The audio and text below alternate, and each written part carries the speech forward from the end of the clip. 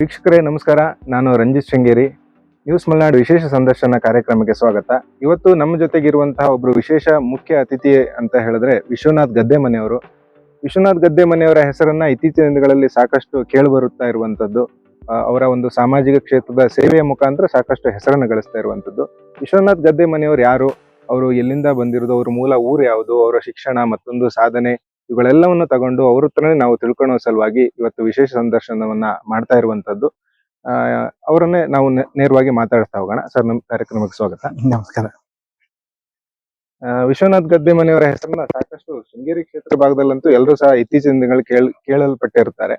ಆದ್ರೆ ಕೆಲವರ ಭಾವನೆ ಏನಂತ ಹೇಳಿದ್ರೆ ತಕ್ಷಣವಾಗಿ ಯಾರ್ದೋ ಒಂದು ಹೆಸರು ಕೇಳಿ ಬರ್ತಾ ಇದೆ, ಯಾರು ಇವರು, ಯಾವ್ದೋ ಒಂದು ರಾಜಕೀಯ ಉದ್ದೇಶನ, ಮತ್ತೊಂದು ಸಡನ್ ಆಗಿ ಬಂದ್ರ, ಇಂಥದ್ದೆಲ್ಲ ಇದೆ.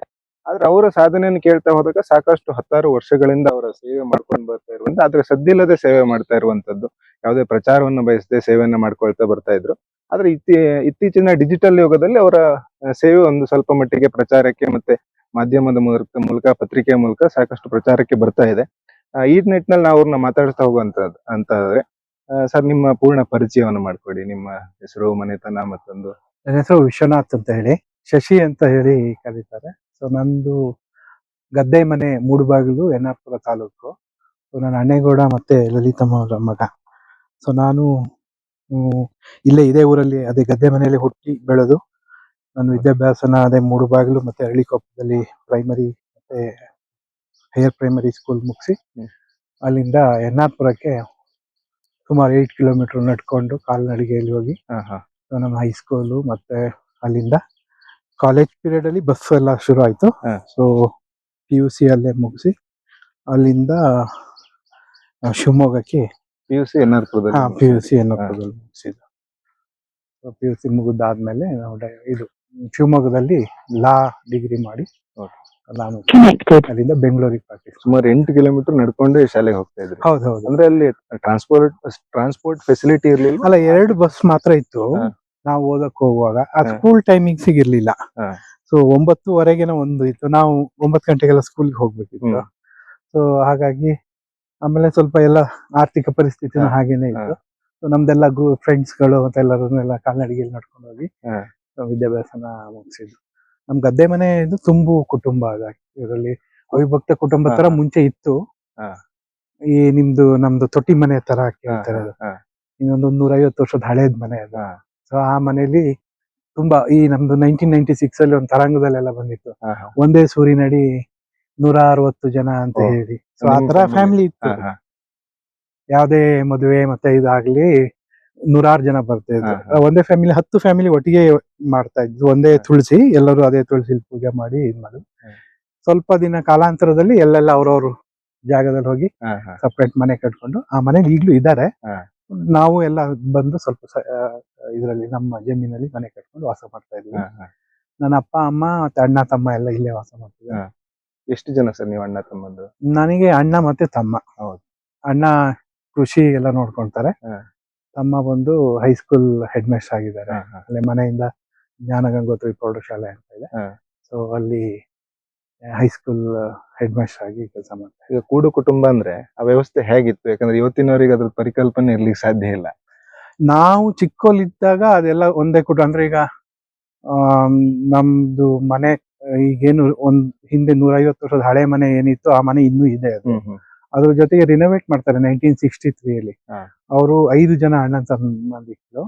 ಸೊ ಅದ್ರಲ್ಲಿ ಒಬ್ಬ ಮನೆ ವಹಿವಾಟು ನೋಡೋದು, ಒಬ್ಬ ಅಗ್ರಿಕಲ್ಚರ್ ಮಾಡೋದು, ಇನ್ನೊಬ್ಬ ದನಗಳನ್ನ ಎಲ್ಲ ಮೇಂಟೈನ್ ಮಾಡಿ ಸಾಕೋದು. ಸೊ ಮತ್ತೆ ಅದೇ ತರ ಕೋಆರ್ಡಿನೇಟ್ ಮಾಡಿ ಮಾಡ್ತಾ ಇದ್ರು ಅಂತ. ನಾವು ಬರುವಾಗ ಅವ್ರು ಯಾರು ಎಲ್ಲ ವಯಸ್ಸಾಗಿತ್ತು, ಅವ್ರೆಲ್ಲರನ್ನೂ ನೋಡಿದ್ದೀವಿ, ಒಂದ್ ಇಬ್ರನ್ನ ಬಿಟ್ಟು. ಸೊ ಅದಾದ್ಮೇಲೆ ಅವ್ರ ಕಾಲದಲ್ಲಿ ಅವರ ಒಂದು ಸ್ವಲ್ಪ ಜನದ ಸ್ವಲ್ಪ 1970 80 ಪೀರಿಯಡ್ ಅಲ್ಲಿ ಪಾರ್ಟಿಷನ್ ಮಾಡ್ಕೊಂತಾರೆ. ಆ ಪಾರ್ಟಿಷನ್ ಮಾಡಿದ್ರು ಅವ್ರವ್ರ ಜಮೀನ್ ಪಾರ್ಟಿಷನ್ ಮಾಡ್ಕೊಂತಾರೆ. ಸೊ ಅದೇ ಮನೆ ಒಳಗಡೆನೆ ಇರ್ತಾರೆ. ಸೊ ಆಮೇಲೆ ಅಡಿಗೆ ಬೇರೆ ಬೇರೆ ಅವ್ರವ್ರ ಫ್ಯಾಮಿಲಿದು, ಅಂದ್ರೆ 5 ಜನದ ಫ್ಯಾಮಿಲಿದು ಬೇರೆ ಬೇರೆ ಫ್ಯಾಮಿಲಿದು ಅವ್ರ ಅಣ್ಣ ತಮ್ಮ ಒಟ್ಟಿಗೆ ಇರ್ತಾರೆ. ಸೊ ಸ್ವಲ್ಪ ಕಾಲ ಆದ್ಮೇಲೆ ಅವರು ಎಲ್ಲ ಡಿವೈಡ್ ಆಗಿ, ಬಟ್ ಈಗೂ ಅನ್ಯೋನ್ಯವಾಗಿ ಎಲ್ಲರೂ ಒಂದೇ ಕುಟುಂಬದ ತರ ಯಾವುದೇ ಹಬ್ಬ ಹರಿದಿನ ಆಗಿರ್ಬೋದು, ಈ ನಮ್ದು ದೀಪಾವಳಿ ತುಳಸಿ ಪೂಜೆ ಎಲ್ಲ ಕೇಳಿರ್ತಾರೆ, ಎಲ್ಲರೂ ಒಟ್ಟಿಗೆ ಸೇರಿ ಮಾಡ್ತಾರೆ. ಈ ಮಹಾಲಯ ಅಮಾವಾಸ್ಯೆ ಅದೆಲ್ಲದನ್ನು ಸೊ ಒಟ್ಟಿಗೆ ಎಲ್ಲರೂ ಈಗೇನ್ ಹೊರಗಡೆ ಕೊಟ್ಟಿರೋ ಹೆಣ್ಮಕ್ಳಾಗಿರ್ಬೋದು ಅದೆಲ್ಲ ಸೇರಿದ್ರೆ ನಮ್ದೊಂದು 300-400 ಜನ ಈಗ್ಲೂ ಇರ್ತಾರೆ. ಪ್ರತಿ ವರ್ಷ ಪ್ರತಿ ವರ್ಷ ಸೇರ್ತಾರೆ. ಹಾ. ಸೊ ಅದೇ ತರ ನಾವು ಪ್ರತಿ ವರ್ಷ ಎಲ್ಲಾ ಹೆಣ್ಮಕ್ಳನ್ನು ಕರೆದು ಒಂದು ಗೆಟ್ ಟುಗೆದರ್ ತರ ಮಾಡಿ ಅವ್ರನ್ನೆಲ್ಲ ರಿಲೇಶನ್ಶಿಪ್ ಬೆಳೆಸ್ಬೇಕು ಅನ್ನೋದು ಒಂದು ನಮ್ದು ಇದ್ರಲ್ಲಿ ಎಲ್ಲರೂ ಈಗ್ಲೂ ಸೇರ್ತೀವಿ ನಾವು ಆ ತರದ್ದು. ಅವಾಗ ಮಕ್ಕಳು ಎಷ್ಟು ಜನ ಇದ್ರಿ ಸರ್ ಅಷ್ಟು ದೊಡ್ಡ ಫ್ಯಾಮಿಲಿ ಅಂದ್ರೆ? ಇದ್ರು ಮಕ್ಕಳು. ನಾವೆಲ್ಲ ಆಟ ಆಡುವಾಗ್ಲೇ ನಮ್ಮ ಮನೆ ಗದ್ದೆ ಮನೆ ಫ್ಯಾಮಿಲಿ ಅನ್ನೋದ್ರಲ್ಲೇನೆ ಸುಮಾರು ಒಂದು 20-22 ಮಕ್ಕಳು ಇರ್ತಾ ಇದ್ರು. ಸೊ ನಾವೆಲ್ಲರೂ ಸ್ಕೂಲಿಂದ ಬಂದ್ಮೇಲೆ ನಮ್ದೇನ್ ಕೆಲಸ ಇದೆ ಅದನ್ನೆಲ್ಲ ಮಾಡಿ ನಮ್ದೇನ್ ಆಟ ಇದೆಲ್ಲ ಮಾಡಿ ಅದೇ ತರ ಓದ್ಕೊಂಡು ಸೊ ಹಾಗೆ ಬೆಳೆದು ಬಂದಿರೋ ತುಂಬ ಕುಟುಂಬದಲ್ಲಿ ಬೆಳ್ಕೊಂಡು ಬಂದ್ವಿ. ಸೊ ಅಲ್ಲಿಂದ ನಾವು ಮುಂದೆ ಓದ್ಬೇಕು ಎಜುಕೇಶನ್ ರಿಲೇಟೆಡ್ ಅಲ್ಲಿ ಆಯಾ ಕಡೆಗೆ ಹೋಗಿ ಕೆಲವ್ರು ಕೆಲಸ ಹುಡ್ಕೊಂಡು ಬಾಂಬೆ ಹೋದ್ರು. ಕೆಲವರು ಈಗ ನೀವು ಶಿವಮೊಗ್ಗದಲ್ಲಿ ಲಾ ಮಾಡಿದ್ರಿ, ಅಂದ್ರೆ ಲಾ ಮಾಡ್ಬೇಕಂತ ಯಾಕಾಗಿ ಶಿವಮೊಗ್ಗಕ್ಕೆ ಹೋದ್ರಿ? ಬೇರೆ ಬೇರೆ ತುಂಬಾ ಕ್ಷೇತ್ರ ಇತ್ತು. ಈಗ ಬೇರೆ ಕ್ಷೇತ್ರ ಅಂದ್ರೆ ನಾನು ಈಗ ಇಲ್ಲಿ ಓದುವಾಗ ನಮ್ಗಿಲ್ಲಿ ಯಾವ್ದು ನಮ್ಮ ಎಜುಕೇಶನ್ ರಿಲೇಟೆಡ್ ಅಲ್ಲಿ NR ಪುರದಲ್ಲಿ ಇಲ್ಲ ಆರ್ಟ್ಸ್ ಮಾಡ್ಬೇಕು, ಸೈನ್ಸ್ ಅನ್ನೋ ಕಾನ್ಸೆಪ್ಟ್ ಇರ್ಲಿಲ್ಲ. ಅಂದ್ರೆ ಇತ್ತು, ಕಾಮರ್ಸ್ ಇತ್ತು, ಬಟ್ ನಮ್ಗೆ ಅದ್ರ ಬಗ್ಗೆ ಅಷ್ಟು ನಾಲೆಡ್ಜ್ ಆ ತರದೇನು ಇರ್ಲಿಲ್ಲ. ಸೊ ನಾನು PUC ಆದ್ಮೇಲೆ ಏನ್ ಮಾಡೋದು ಅಂತ ಈಗ ಆರ್ಟ್ಸ್ ತಗೊಂಡಿದ್ದಾಗಿ ಡಿಗ್ರಿ ಹೋದ್ರೆ ಇದಿಲ್ಲ. ಸೊ ಅದ್ರಲ್ಲಿ ನನ್ನೊಬ್ಳು ದೊಡ್ಡಮ್ಮನ ಮಗಳು ಸುಧಾ ಅಂತ ಇದ್ದಾರೆ. ಸೊ ಅವಳು ಹೇಳಿದ್ಲು ನಾನು ಮಂಗ್ಳೂರ್ ಹೋಗೋಣ ಅಂದ್ರೆ ನಮ್ಗೆ ಆರ್ಥಿಕ ಪರಿಸ್ಥಿತಿ ಇರ್ಲಿಲ್ಲ.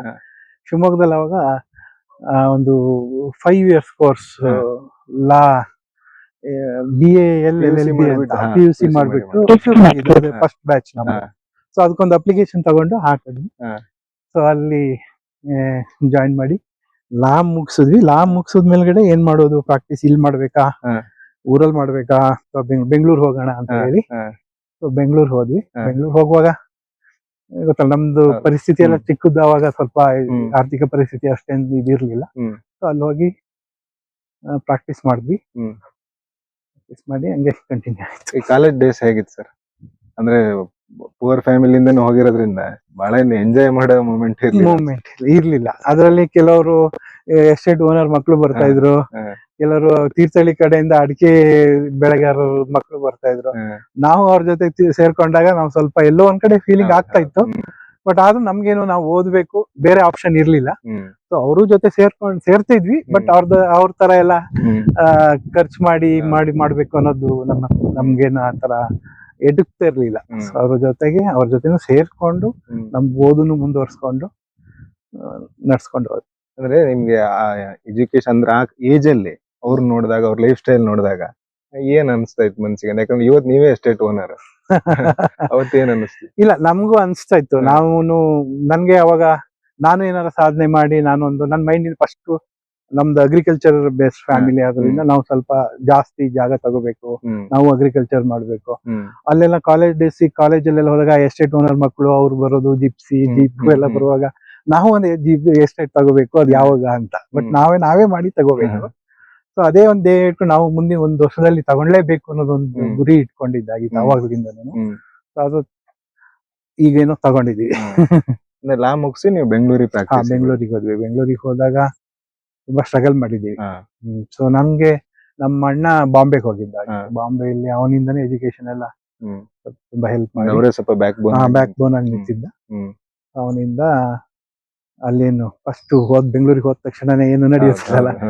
ಸೊ ಅಲ್ಲಿನೂ ಸ್ವಲ್ಪ ಸಪೋರ್ಟ್ ಮಾಡ್ಕೊಂಡು ಅಲ್ಲಿ ಪ್ರಾಕ್ಟೀಸ್ ಮಾಡಿ ನಾನು ಫಸ್ಟ್ ಒನ್ ಮಂತ್ ಈ ರಾಜೇಂದ್ರಣ್ಣ ಅವ್ರ ತಮ್ಮ ನರೇನ್ಸ್ ಈಗ ಜಸ್ಟಿಸ್ ಆಗಿದಲ್ಲ, ಅವ್ರ ಹತ್ರ ಪ್ರಾಕ್ಟೀಸ್ ಮಾಡಿದೆ. ಆಮೇಲೆ ಅವ್ರೊಂದು ಆಫೀಸ್, ಬೇರೆ ಒಂದು ಆಫೀಸ್ ಅನಂತ್ ಮಂಡಿ ಅಂತ. ಸೊ ಅಲ್ಲಿ 2004 ನಾನು ಬೆಂಗಳೂರು ಹೋಗಿದ್ದು. 2008 ವರೆಗೆ ನಾನು ಪ್ರಾಕ್ಟೀಸ್ ಮಾಡಿದೆ. 8 ಆದ್ಮೇಲೆ ನಂದು ಓನ್ ಮಾಡ್ಬೇಕು ನಾನು ಅಂತ ಶುರು ಮಾಡಿ, ಸೊ ಓನ್ ಪ್ರಾಕ್ಟೀಸ್ ಶುರು ಮಾಡ್ಕೊಂಡು ಫರ್ಮ್ ಮಾಡಿ, ಅದಾದ್ಮೇಲೆ ಫರ್ಮ್ ಮಾಡಿ ನಮ್ಗೆ ಒಂದು ಬೇಸಿಕ್ ಸಮಸ್ಯೆ ಇತ್ತು. ಅಂದ್ರೆ ಇಂಗ್ಲಿಷ್ ಸ್ವಲ್ಪ ಸಮಸ್ಯೆ ಇತ್ತು ನಮ್ಗಲ್ಲಿ. ಬೆಂಗಳೂರು ಹೋದ ತಕ್ಷಣ, ಹೈಕೋರ್ಟ್ ಹೋದ ತಕ್ಷಣನೇ ನ್ಯಾಷನಲ್ ಲಾ ಕಾಲೇಜಲ್ಲಿ ಓದೋರು, ಸಿಟಿಲಿ ಓದಿ ಕಾನ್ವೆಂಟ್ ಅಲ್ಲಿ ಓದೋರು, ಇಂಗ್ಲಿಷ್ ಅದು ಇದು ಅಂತ ಅದೊಂದು ಮೈಂಡ್ ಅಲ್ಲಿ ಯಾವಾಗ್ಲೂ ಇದಿತ್ತು ನಮ್ಗೆ. ಸೊ ಅದನ್ನು ಸ್ವಲ್ಪ ಅದೊಂದು ಸೆಟ್ ಬ್ಯಾಕ್ ಆಗ್ತಾ ಇತ್ತು ನಮ್ಗೆ. ಅದು ಯಾವ್ದು ಲೆಕ್ಕಕ್ಕೆ ತಗೊಂಡ್ಲಿಲ್ಲ. ನಮ್ ಪಾಡಿ ನಾವು ಯಾರು ಏನು ನಗ್ಗಿದ್ರು ಪರವಾಗಿಲ್ಲ ಅನ್ನೋ ಪ್ರಕಾರ ಮಾಡ್ಕೊಂಡು ಹೋದ್ವಿ. ಹೋದಾದ್ಮೇಲೆ ಹಂಗೆ ನಡ್ಕೊಂಡು ಪ್ರಾಕ್ಟೀಸ್ ಮಾಡ್ಕೊಂಡು ಅದ್ರ ಜೊತೆಗೆ ಸ್ವಲ್ಪ ಲ್ಯಾಂಡ್ ಪರ್ಚೇಸ್ ಮಾಡಿ ನಾವು ಇದೇ ತರ ಬೆಂಗಳೂರಲ್ಲಿ ಒಂದು ಸ್ವಲ್ಪ ನಮ್ಗೇನಾಯ್ತು ಪ್ರಾಕ್ಟೀಸ್ ಮಾಡ್ತಾ ಮಾಡ್ತಾ ಇನ್ನೇನು ಒಂದು ಮನೆ ತಗೋಬೇಕು ಆ ತರ. ಸೊ ಮನೆ ಅಂದ್ರೆ ಈ ಹಳ್ಳಿ ವಾತಾವರಣ, ನಮ್ಮ ಮನೆ ಇದ್ದ ತಕ್ಷಣನೇ ದೊಡ್ಡ ದೊಡ್ಡ ಇದು ಅಪಾರ್ಟ್ಮೆಂಟ್ ಕಾನ್ಸೆಪ್ಟ್ ನಮ್ಗೆ ಇಷ್ಟ ಆಗಿಲ್ಲ. ಸೊ ಹೇಗಾರ ಮಾಡಿ ಒಂದು ಸೈಟ್ ತಗೊಂಡ್ ಮನೆ ಕಟ್ಬೇಕು, ಒಂದು ಇಂಡಿಪೆಂಡೆಂಟ್ ಮನೆ ಆ ತರ ಬೇಸ್ ಮೇಲ್ಗಡೆ ನಾವು ಒಂದು ಫ್ರೆಂಡ್ ಎಲ್ಲ ಸೇರಿ ಸ್ವಲ್ಪ ಲ್ಯಾಂಡ್ ಅಗ್ರಿಗೇಟ್ ಮಾಡೋಣ ಅಂತ ಹೇಳಿ ಅದ್ರಲ್ಲಿ ನಾವು ಸೈಟ್ ಮಾಡೋಣ ಅಂತ ಮಾಡಿದ್ವಿ. ಆ ಸೈಟ್ ಮಾಡೋ ಬದಲು ನಾವು ಅದನ್ನ ಬಿಸ್ನೆಸ್ ಆಗಿ ಕನ್ವರ್ಟ್ ಮಾಡ್ಕೊಂಡು ಮಾಡಕ್ಕೆ ಶುರು. ಸರ್, ಇದು ಮದುವೆ ಯಾವಾಗಾದ್ರಿ? ಪ್ರಾಕ್ಟೀಸ್ ಎಲ್ಲ ಮುಗಿದು ನಿಮ್ದೇ ಫರ್ಮ್ ಆದ್ಮೇಲೆ ಆದ್ರೋ ಅಥವಾ ಯಾವ ಟೈಮಲ್ಲಿ ಆದ್ರಿ? ಇಲ್ಲ, ನನ್ನ ಮದ್ವೆದೊಂದು ಇದಿದೆ. ಏನಂದ್ರೆ ನಂದು ಲವ್ ಮ್ಯಾರೇಜ್. ಸೊ ನಾನು ನನ್ನ ವೈಫು 9th ಸ್ಟ್ಯಾಂಡರ್ಡ್, ನಾನು 10th ಸ್ಟ್ಯಾಂಡರ್ಡ್. ಅಲ್ಲಿಂದ ಸ್ವಲ್ಪ ಅಂದ್ರೆ ಅದೇ ಫ್ರೆಂಡ್ ಆಗಿದ್ವಿ. ಸೊ ನಾನು PUC ಮಾಡುವಾಗ್ಲೂ ಒಟ್ಟಿಗೆ ಓದಿದ್ವಿ. ಅಲ್ಲಿಂದ ನಾನು ಲಾಸ್ಟ್ ಜಾಯ್ನ್ ಆಯ್ತು, ಅವಳು ಲಾಗಿ ನೀವು ಅದಕ್ಕೆ ಲಾಗ್ ಹೋದ್ರ ಅಂತ? ಇಲ್ಲ, ನಾನ್ ಫಸ್ಟ್ ಹೋಗಿದ್ದಲ್ಲ. ಅದರಿಂದ ಅಲ್ಲಿಂದ ನಾನು ಬೆಂಗಳೂರು ಬಂದ್ಮೇಲೆ ಅವಳು ಬೆಂಗಳೂರು ಬಂದು, ಸೊ ಜೊತೆಲೇ ಇದ್ದಿದ್ರಿಂದ ನಾವು ತುಂಬಾ ಅರ್ಥಕೊಂಡಿದ್ವಿ, ಅಂಡರ್ಸ್ಟ್ಯಾಂಡಿಂಗ್ ಜಾಸ್ತಿ ಇತ್ತು. ಸೊ ಹಾಗಾಗಿ ಮದುವೆ ಮಾಡ್ಬೇಕು ಅಂತ. ನಾನು ಮದುವೆ ಆಗಿದ್ದು ಬೇಗನೆ 2004. ಅಂದ್ರೆ ಪ್ರಾಕ್ಟೀಸ್ ಹೋದ ತಕ್ಷಣ 1 year ನಾನು 2004 ಹೋದ್ವಿ, 2004 ಮದುವೆ ಆಗಿದೆ. ನಮ್ದು ಲವ್ ಮ್ಯಾರೇಜ್. ಅವ್ರು ಏನ್ ಮಾಡ್ತಾರೆ ಈಗ ಪ್ರಾಕ್ಟೀಸ್ ಮಾಡ್ತಾ ಇದ್ರು. ಮಕ್ಕಳು ಎಲ್ಲ ನೋಡ್ಬೇಕಂತ, ಎಜುಕೇಶನ್ ಎಲ್ಲ ನೋಡ್ಬೇಕಂತ ಹೇಳಿ ಬಿಟ್ಟಿದ್ದಾರೆ. ಈಗ ಮನೆ ಹೌಸ್ ವೈಫ್. ಏನಾದ್ರು ಡಿಫ್ರೆಂಟ್ ಆಗಿರೋ ಲವ್ ಸ್ಟೋರಿ ಏನಾದ್ರು? ಇಲ್ಲ, ನಮ್ದು ಡಿಫ್ರೆಂಟ್ ಆಗಿರೋ ಲವ್ ಸ್ಟೋರಿ ಏನಲ್ಲ, ಬಟ್ ಜೊತೆಲೇ ಇದ್ವಿ ಚಿಕ್ಕಲಿಂದನು. ನಾವು ಪ್ರೈಮರಿ ಓದುವಾಗ್ಲೂ ಅಲ್ಲ, ಹೈಯರ್ ಪ್ರೈಮರಿಯಿಂದನೂ ಒಂದೇ ಶಾಲೆ. ಊರಿನವ್ರೆ. ಅಂದ್ರೆ ನನ್ಗಿಂತ ಜೂನಿಯರ್ ಇತ್ತು. ಸೊ ಜೊತೆಲೇ ಓದ್ಕೊಂಡು ಆಯ್ತು. ನಿಮ್ಗೆ ಇನ್ನೊಂದು ಹೆಸರಿದೆ, ಶಶಿ ಅಂತ ಹೇಳಿ. ನನ್ ಮನೇಲಿ ಕರೆಯೋದು ಶಶಿ ಅಂತ ಹೇಳಿ. ಸೊ ನಮ್ದು ಎಲ್ಲರಿಗೂ ವಿಶ್ವನಾಥ್ ಅಂತ ಯಾರು ಗೊತ್ತಿಲ್ಲ. ಸೊ ಶಶಿ ಅಂತಾನೆ ಎಲ್ಲರಿಗೂ. ನಂದು ರೆಕಾರ್ಡ್ ಇದ್ರಲ್ಲಿ ಇರೋದು ಸ್ಕೂಲ್ ರೆಕಾರ್ಡ್ ಅಲ್ಲೆಲ್ಲ ವಿಶ್ವನಾಥ್. ಹಂಗಾಗಿ ವಿಶ್ವನಾಥ್ ಅಂತ, ಅದು ಬೆಂಗಳೂರಲ್ಲಿ ಶಶಿ ಅಂತಾನೆ ಕರೀತಾರೆ. ಸೊ ನನ್ ಫೇವ್ರೆಟ್ ನೇಮ್ ಅದು. ಓಕೆ ವೀಕ್ಷಕರೇ, ಇಷ್ಟು ತನಕ ವಿಶ್ವನಾಥ್ ಗದ್ದೆಮನೆಯವರ ಬಾಲ್ಯ ಆಗಿರ್ಬೋದು, ಅವರ ಉದ್ಯೋಗವನ್ನು ಆಯ್ಕೆ ಮಾಡ್ಕೊಂಡಿದ್ದಾಗಿರ್ಬೋದು, ನಂತರ ಅವರ ಆರ್ಥಿಕ ಸ್ಥಿತಿಯಿಂದ ಹಿಡಿದು ಅವರ ಕುಟುಂಬದ ವ್ಯವಸ್ಥೆಯಿಂದ ಹಿಡಿದು ಎಲ್ಲವನ್ನೂ ಸಹ ತಿಳ್ಕೊಂಡ್ವಿ. ಮುಂದಿನ ದಿನಗಳಲ್ಲಿ ಅವರು ಬೆಂಗಳೂರಿಗೆ ಹೋದ ನಂತರ ಅವರ ಒಂದು ಚಾಲೆಂಜಿಂಗ್ ಲೈಫ್ ಹೇಗಿತ್ತು, ಅವರ ಪ್ರೊಫೆಷನಲ್ ಆಗಿರ್ಬೋದು, ನಂತರ ಬಿಸ್ನೆಸ್ ಗೆ ಹೋದ್ರು. ಅದ್ರ ನಂತರದಲ್ಲಿ ಅವರಿಗೆ ಒಂದು ಯೂಟರ್ನ್ ಸಿಕ್ಬಿಟ್ಟು ಬಹಳ ದೊಡ್ಡ ಮಟ್ಟದ ಸಾಧನೆಯನ್ನು ಮಾಡಿದ್ದಾರೆ. ಅವರು ಮೊದ್ಲೇ ಹೇಳಿದಂತೆ, ನಾವು ಕಾಲೇಜಿಗೆ ಹೋಗುವಾಗ್ನು ಶಾಲೆಗೆ ಹೋಗುವಾಗ್ನು ಯಾರೋ ಎಸ್ಟೇಟ್ ಮಕ್ಕಳನ್ನ ಇನ್ನೊಬ್ರು ನೋಡಿದಾಗ ಸ್ವಲ್ಪ ಆಶ್ಚರ್ಯವಾಗಿ ಅವ್ರ ಲೈಫ್ ಸ್ಟೈಲ್ ಅನ್ನು ನೋಡಿ ನಾವು ನಮ್ಮ ಇತಿಮಿತಿಲಿ ಇರ್ಬೇಕಂತ ಸಂದರ್ಭದಲ್ಲಿ ಅವರು ಸರ್ವೈವ್ ಆಗಿದ್ರು. ಆನಂತರ ಇವತ್ತು ಅವರು ದೊಡ್ಡ ಮಟ್ಟದಲ್ಲಿ ಅವರೇ ಒಂದಷ್ಟು ಎಸ್ಟೇಟ್ ಗಳನ್ನು ಬೈ ಮಾಡಿದ್ದಾರೆ, ಬಹಳ ದೊಡ್ಡ ಮಟ್ಟದ ಉದ್ಯಮವನ್ನು ಕಟ್ಟಿದ್ದಾರೆ, ಖ್ಯಾತ ವಕೀಲರಾಗಿದ್ದಾರೆ. ಆ ಎಲ್ಲದರ ನಿಟ್ಟಿನಲ್ಲಿ ಮುಂದಿನ ಭಾಗದಲ್ಲಿ ಅವ್ರ ಬಗ್ಗೆ ತಿಳ್ಕೊಳ್ತಾ ಹೋಗೋಣ. ಈ ರೀತಿಯ ಇನ್ನಷ್ಟು ವಿಡಿಯೋಗಳು ನಿಮಗೆ ಸಿಗಬೇಕೇ? ಹಾಗಾದ್ರೆ ಈಗಲೇ ನ್ಯೂಸ್ ಮಲ್ನಾಡ್ ಚಾನೆಲ್ನ ಸಬ್ಸ್ಕ್ರೈಬ್ ಆಗಿ, ಕೆಳಗಿರೋ ಸಬ್ಸ್ಕ್ರೈಬ್ ಬಟನ್ ಮೇಲೆ ಕ್ಲಿಕ್ ಮಾಡಿ ಉಚಿತವಾಗಿ ಸಬ್ಸ್ಕ್ರೈಬ್ ಆಗಿ. ನಿಮ್ಮ ಒಂದೊಂದು ಸಬ್ಸ್ಕ್ರೈಬ್ ಕೂಡ ನಮಗೆ ಬೆಂಬಲ, ಸ್ಫೂರ್ತಿ.